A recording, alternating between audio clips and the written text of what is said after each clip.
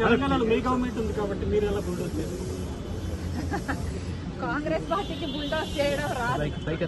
Congress party ఒక జాతీయ party, Congress party scrutiny ఉన్న పార్టీ. కాంగ్రెస్ పార్టీ ఇలాంటివి చేస్తుంది అని నేను అనుకోను.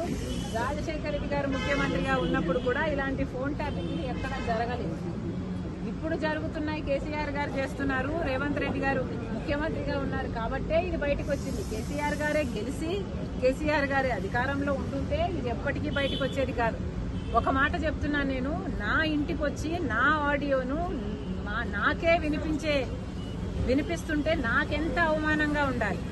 కానీ ఆ రోజు నేను ఏం చేయలేకపోయాను. కారణం ఏమిటంటే ఒకవైపేమో కేసీఆర్ గారు తెలంగాణలో ముఖ్యమంత్రిగా ఉన్నారు, ఇంకోవైపేమో జగన్మోహన్ రెడ్డి గారు ఆంధ్రాలో ముఖ్యమంత్రిగా ఉన్నారు. నేను పోరాటాలు చేస్తూ ఎవరితో చేయాలి? ఈ ముఖ్యమంత్రితో చేయాలి, ఆ ముఖ్యమంత్రితో చేయాలి. అప్పటికే నన్ను తొక్కే ప్రయత్నాలు చాలా గట్టిగా చేస్తున్నారు.